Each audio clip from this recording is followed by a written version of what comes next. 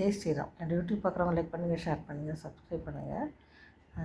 இது வந்து தெருவில் பார்த்தேன், அதை உங்களுக்கு சொல்லலான்ட்டு. ரொம்ப இன்ட்ரெஸ்டிங்காக இருக்குது.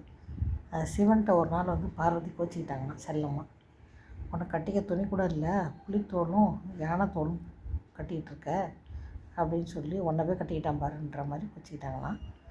அப்போ அவர் சொன்னாரா, நீ 2 துணியை எடுத்து ஒடிய வை, இது ஒளிய வச்சா அதை திகம்பரமாக ஆயிடுவே அப்படின்னு சொன்னாங்களாம்.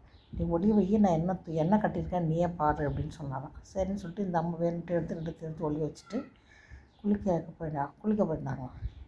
குளிச்சுட்டு வந்து பார்த்தா அவர் வந்து கைலாச மானசரோவரில் வந்து இவர் வந்து இடுப்பில் அந்த அம்மா குளித்து காட்டின டவல் இருக்குல்ல, அதை கட்டிகிட்டு உட்காந்துருந்தாராம்.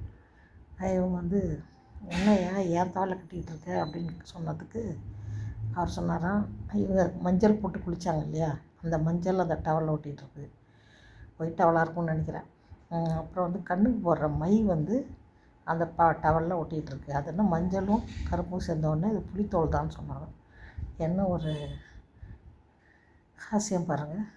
அவங்க சொன்னாங்களாம், உலகத்தையே ஆள்றவனி, நான் தொடச்ச டவலை நீ கட்டிக்கிறது என்னதுன்னு கேட்டாங்களாம். வேறு ஒன்றுமே இல்லை, ஐ லவ் யூன்னு சொன்னாராம்.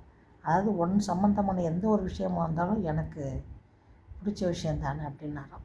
இது எவ்வளோ நல்லா இருக்குது பாருங்கள். இப்போ நிறைய பேர் டைவர்ஸ் பண்ணிக்கிறாங்க, பொண்டாட்டிட்டு சண்டை போடுறாங்க, இது மாதிரிலாம் நடக்குது. உலகத்தை ஆள்றவரே வந்து பொண்டாட்டியை பாதி உடம்பு வேறு கொடுத்துட்டு இப்படிலாம் வேறு பேசியிருக்கிறாரு. நிறையா கற்றுக்க வேண்டியது நிறையா இருக்குது. நம்ம லைக் பண்ணுங்கள், ஷேர் பண்ணுங்கள், சப்ஸ்கிரைப் பண்ணுங்கள்.